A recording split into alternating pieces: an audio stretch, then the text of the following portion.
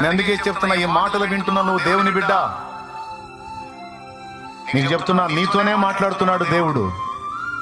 నిన్ను కోల్పోయిన వాళ్ళు దరిద్రులు, నీలాంటి మంచి వ్యక్తి ఆదరణ కోల్పోయిన వాళ్ళు దరిద్రులు, శాపగ్రస్తులు.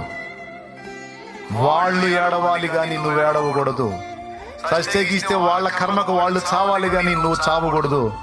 ఇంకా చెప్పాలంటే వాళ్ళ బ్రతుకులు కూడా మార్పు చెంది వాళ్ళు తమ బ్రతుకును దిద్దుకున్నట్లు ఒక అవకాశం ఇవ్వమని వాళ్ళ కోసం నువ్వు ప్రార్థన చేయాలి. లేకపోతే వాళ్ళు శపించబడి శాపానికి అప్పగించబడి దారుణమైన పరిస్థితికి వెళ్ళిపోతారు. నీ కళ్ళారా నువ్వు చూస్తుండగానే వాళ్ళ బతుకులు చిన్న భిన్నం అవుతాయి. అది నువ్వు కళ్ళారా చూస్తావు. ఎందుకంటే పాపం ఎప్పుడు కూడా మంచి రిజల్ట్ ఇవ్వదు. వంచన ఎప్పుడు, మోసం ఎప్పుడు కూడా మంచి ఫలితాలు ఇవ్వదు. పాపం ఎప్పుడు ఇచ్చినా దుష్ఫలితాలని ఇచ్చిద్ది. ఏ ఒక్క పాపం కూడా ఒక్క మంచి ఫలితాన్ని ఇచ్చినట్టు చరిత్రలో లేదు, ఉండదు, ఉండబోదు. దేవునికి స్తోత్రం కలుగును గాక. చెప్పు, గట్టిగా చెప్పు, పెద్దగా చెప్పు.